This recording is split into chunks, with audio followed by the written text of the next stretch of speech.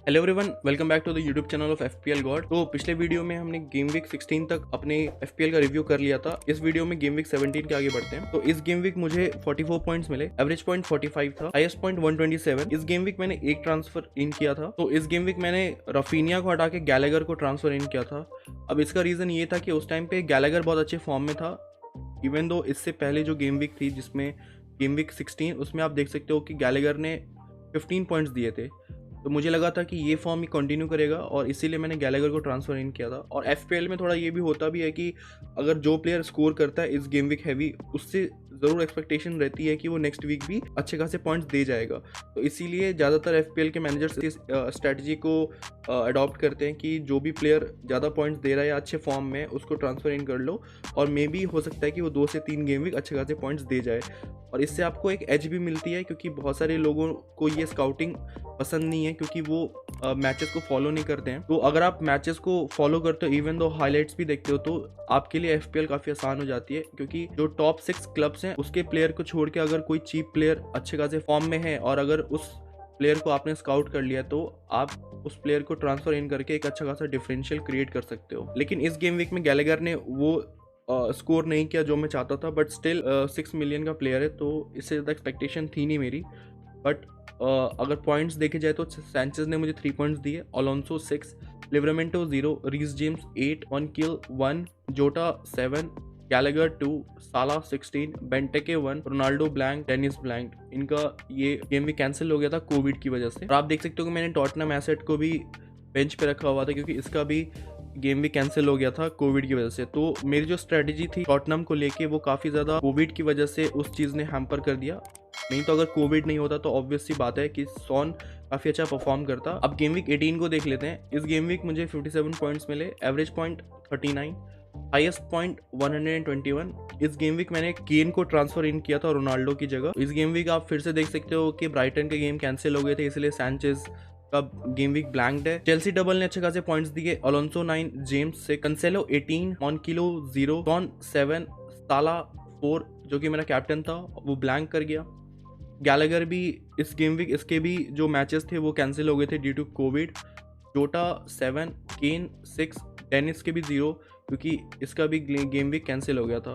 तो आप देख सकते हो कि मेरे प्लेइंग 11 में डेनिस और सैंचेज 2 प्लेयर ने गेम नहीं खेला, 3 प्लेयर ने गेम नहीं खेला था, क्योंकि गैलेगर भी है और मॉनकिल के 0 पॉइंट्स थे। और बेंच पे भी मेरे सारे जो प्लेयर हैं उनके भी गेम वीक कैंसिल थे। तो ये जो बीच में जो फिक्सचर है गेम वीक 16 से लेके गेम वीक 20 तक में, काफ़ी ज़्यादा ही प्रीमियर लीग के जो क्लब थे वो कोविड की वजह से काफ़ी ज़्यादा हिट हुए थे और इसकी वजह से प्रीमियर लीग पूरा का पूरा डिस्टर्ब हो गया था। लेकिन आगे चल के ये सब चीज़ें सही हो गई और अब ज़्यादातर गेम्स कैंसिल नहीं होते हैं, क्योंकि उस टाइम पे कोविड की 3rd वेव चल रही थी, ओमिक्रॉन की। बट अब सब चीज़ सिचुएशन कंट्रोल में है। अब गेम वीक 19 को देख लेते हैं। इस गेम वीक मुझे 49 पॉइंट्स मिले, एवरेज 36, हाईएस्ट 119। इस गेम वीक मुझे 3 ट्रांसफर्स करने पड़े, जो कि एक ट्रांसफ़र मेरे पास फ्री था और 2 मैंने हिट लेके किए थे। सो टोटल -8 पॉइंट्स डिडक्ट हुए 49 में से। तो अगर आप मेरे ट्रांसफर्स को देखें तो मैंने मैक आर्थर की जगह स्मिथ रो को अपनी टीम में इंक्लूड किया, बेंटेके को ट्रांसफ़र आउट किया, रोनाल्डो को ट्रांसफ़र इन किया, साला को ट्रांसफ़र आउट किया, मार्टिनेली को ट्रांसफ़र इन किया। अब साला को मैंने ट्रांसफ़र आउट इसलिए किया था क्योंकि इस टाइम पे एफकॉन कप शुरू हो गया था और साला को अपने नेशनल ड्यूटी के लिए जाना पड़ा था, तो इसको टीम में रखने का कोई मतलब था नहीं। बेंटेके को मैंने इसलिए ट्रांसफ़र आउट किया क्योंकि वो उतनी खास वैल्यू कुछ प्रोवाइड कर नहीं रहा था और अगर साला मेरी टीम से चला गया तो ऑब्वियसली बात है मैं आगे में एक प्रीमियम प्लेयर रख सकता हूँ अपनी फॉरवर्ड में, इसलिए मैंने रोनाल्डो को इंक्लूड किया था। तो मैंने मैकार्थर की जगह स्मिथरो को इंक्लूड किया क्योंकि ऑब्वियसली बात है जब साला मेरे मिड में नहीं है तो मुझे कोई अच्छा खासा प्लेयर इंक्लूड करना ही था। और आर्सेनल में स्मिथरो, ओडेगार्ड, मार्टिनेली, साका, ये काफ़ी अच्छे ऑप्शन है अटैकिंग रिटर्न्स जो आपको अच्छे खासे दे सकते हैं। तो मेरा मन था साका को लाने का, बट मैंने स्मिथरो की साइड ली और स्मिथरो ने भी काफ़ी अच्छा खासा मुझे पॉइंट्स दिए, उसने एक गोल स्कोर किया था इस पे आके। तो ओवर एंड ऑल सही ट्रांसफर्स थे, बट अगर आप देखा जाए तो मैंने -8 हिट लिया, बट अगर इन सब के पॉइंट्स कैलकुलेट की जाए तो मुझे ओवरऑल 2 पॉइंट्स का बेनिफिट हुआ। तो इस गेम वीक सैंचेज ने मुझे 9 पॉइंट्स दिए, Alonso 1, Reece James 0, Cancelo 4, Livramento 1, Martinelli 3, Gallagher 2, Smith Rowe 6, कौन जो कि मेरा कैप्टन था 16 पॉइंट्स दिए उसने, रोनाल्डो 1, केन 6।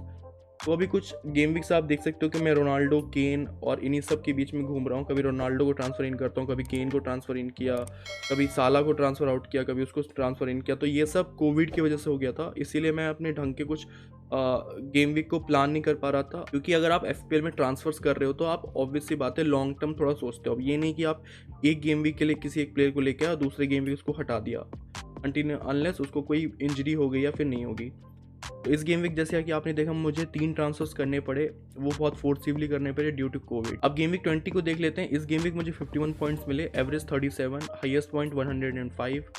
इस गेम वीक मैंने कोई भी ट्रांसफर नहीं किया। सैंचेज ने मुझे 3 पॉइंट्स दिए, अलोंसो 2, रीस जेम्स 1, कंसेलो जो कि मेरा कैप्टन था, ये मैंने थोड़ा गैम्बल भी खेला था बट ठीक है इसने पे ऑफ कर दिया। वैसे मैं सोच रहा था कि ये कम से कम 10 पॉइंट देगा तो मेरे 20 पॉइंट्स हो जाते, बट ठीक ही है। क्योंकि अगर आप आगे देख सकते हो कि सिर्फ रोनाल्डो ने मुझे 12 पॉइंट्स दिए, लेकिन रोनाल्डो को कुछ कह नहीं सकते क्योंकि ये मैन यूनाइटेड का प्लेयर है और मैन यूनाइटेड काफ़ी कंसिस्टेंट नहीं रहती है अपने अटैकिंग में। तो मैन यूनाइटेड पे कैप्टनसी बैट करना तो बहुत ही ज़्यादा रिडिकुलस चीज़ हो जाएगी। लिवरमेंटो 0, कॉन 6, गैलेगर 0, जोटा 2, रोनाल्डो 12 पॉइंट्स, केन 6, डेनिस 7। इसमें आप देख सकते हो कि मैंने पिछले वीक स्मिथ रो और मार्टिनेली को इंक्लूड किया था और उनके नेक्स्ट वीक ही कोविड की वजह से मैचेस कैंसिल हो गए। तो ये कोविड की वजह से काफ़ी ज़्यादा ही पॉइंट्स मैंने इस पर बहुत लूज किए हैं और मुझे उस वजह से काफ़ी ज़्यादा हिट्स लेने पड़े। इसकी वजह से मेरी रैंकिंग बहुत नीचे चली गई है। अब गेम वीक 21 को देख लेते हैं। इस गेम वीक मुझे 31 पॉइंट्स मिले, एवरेज 46, हाईएस्ट पॉइंट 129। इस गेम वीक मैं कहीं गया हुआ था, इसी वजह से मैंने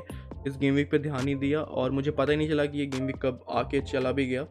तो इस गेम वीक में मैं ज़्यादा कह नहीं सकता हूँ क्योंकि इसमें मुझे पता ही नहीं चला था कि ये गेम वीक होने वाला है कि नहीं होने वाला है। इसीलिए सैंचेज ने 2 पॉइंट्स, इस अलोंसो 6, कंसेलो जो कि मेरा कैप्टन रह गया वो उसने 4 पॉइंट्स दिए, रीस जेम्स 0, स्मिथ रो 1, जोटा 5 और सन 6, मार्टिनेली 2, रोनाल्डो 2, केन 2, डेनिस 1। नेक्स्ट गेम वीक 22 को देख लेते हैं। तो इस गेम वीक मैंने अपना फ्री हिट चिप प्ले किया था और उसमें मुझे 62 पॉइंट्स मिले, एवरेज 51, हाईएस्ट पॉइंट्स 145 थे। तो इस game week free hit play करने का ये मोटिव था क्योंकि इस गेम वीक में मैनचेस्टर यूनाइटेड के बाद टॉटनहम, चेल्सी, ब्राइटन और वॉटफोर्ड इन सब के डबल गेम वीक थे, बट कोविड की वजह से सिर्फ चेल्सी के ही डबल गेम वीक कंटिन्यू हो पाए, बाकी टॉटनहम और यूनाइटेड के गेम वीक कंटिन्यू नहीं हो पाए थे। इसी वजह से ये चिप तो मैंने प्ले कर दी बट इसका फुल यूटिलाइज मैं कर नहीं पाया क्योंकि जो डबल गेम वीक होने थे वो हो नहीं पाए। तो डेविड दे गिया ने मुझे 8 पॉइंट्स दिए, Alonso 2, Rudiger 3, Ben Davies 1, Fernandes 23, Mount 3, Lucas Moura 2, Trossard 3, Ronaldo 4, केन 11 और डेनिस 2। तो इस फ्री हिट में अगर देखा जाए तो मैंने प्लेयर्स जो इंक्लूड किए थे, गैलेगर की जगह गॉर्डन, रीस जेम्स की जगह रूडिगर, स्मिथ की जगह माउंट, जोटा की जगह फर्नांडेस, कंसेलो की जगह होएवर, लिवरामेंटो की जगह बेन डेविस, मॉनकिलो की जगह डेविड दे गिया, कॉन लुकस मोरा, मार्टिनेली की जगह जेनसन, सैंचेज की जगह ट्रोसार्ड। तो ओवरऑल अगर मैं उन प्लेयर्स को रखता तो मुझे इस गेम वीक में 27 पॉइंट्स मिलते, लेकिन ये जो मैंने टीम बनाई है उसने मुझे 47 पॉइंट्स दिए। तो ओवरऑल फ्री ठीक तो रहा, बट अगर इन जो जैसे कि प्लान था game week double game week, तो मुझे कम से कम 100 पॉइंट्स की इसमें उम्मीद थी। तो इस वीडियो में हमने गेम वीक 22 तक का रिव्यू कर दिया है। अभी नेक्स्ट गेम वीक से गेम वीक 23 से कंटिन्यू करेंगे।